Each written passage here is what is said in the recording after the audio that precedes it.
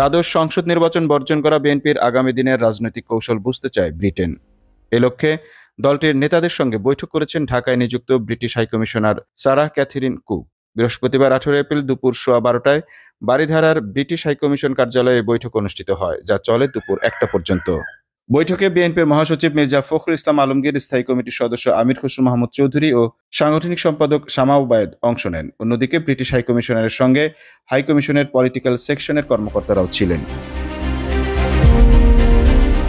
গত 7 জানুয়ারি দ্বাদশ সংসদ নির্বাচনের পর বিএনপির শীর্ষ নেতাদের সঙ্গে ব্রিটিশ হাইকমিশনারের ছিল এটি আনুষ্ঠানিক বৈঠক। নির্বাচনের পর বিএনপি ও যুগপথের মিত্ররা সংসদ বাতিল এবং নির্দলীয় সরকারের অধীনে নতুন নির্বাচনের দাবিতে আন্দোলন অব্যাহত রাখার সিদ্ধান্ত নিয়েছে। বিএনপি মনে করে, ঐক্যবদ্ধ থাকার কারণেই ক্ষমতাসীন দল ও সরকার বিএনপিকে ভাঙতে পারেনি। নানামুখী চাপ ও প্রলোভন দেখিয়েও নেতাদের নির্বাচনে নিতে পারেনি। দল হিসেবে এটা তাদের বড় বিজয় এবং নেতৃত্বের সফলতা। দলের এই ঐক্য ধরে রেখে এবং আরও সুসংহত করে সামনের দিকে অগ্রসর হতে চায় বিএনপি। তাই নির্বাচনোত্তর দলকে ঐক্যবদ্ধ রাখার উপর গুরুত্ব দিয়েছে হাইকমান্ড। এর অংশ হিসেবে রমজান জুড়ে দলীয় নেতাকর্মীদের ঐক্যবদ্ধ থাকার তাগিদ দেওয়া হয়েছিল। একই সঙ্গে দলমত নির্বিশেষে পুরো জাতি এবং গণতন্ত্রকামী সব দলকেও ঐক্যবদ্ধ হওয়ার আহ্বান জানান বিএনপি নেতারা।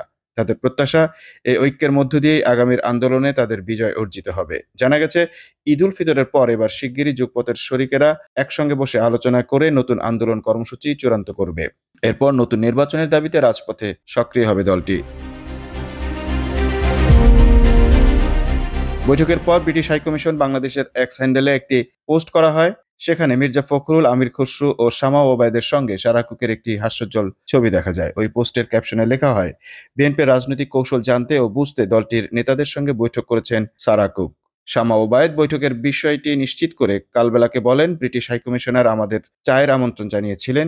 সেখানে দেশের চলমান রাজনৈতিক পরিস্থিতি সহ সার্বিক বিষয়ে আলোচনা হয়েছে।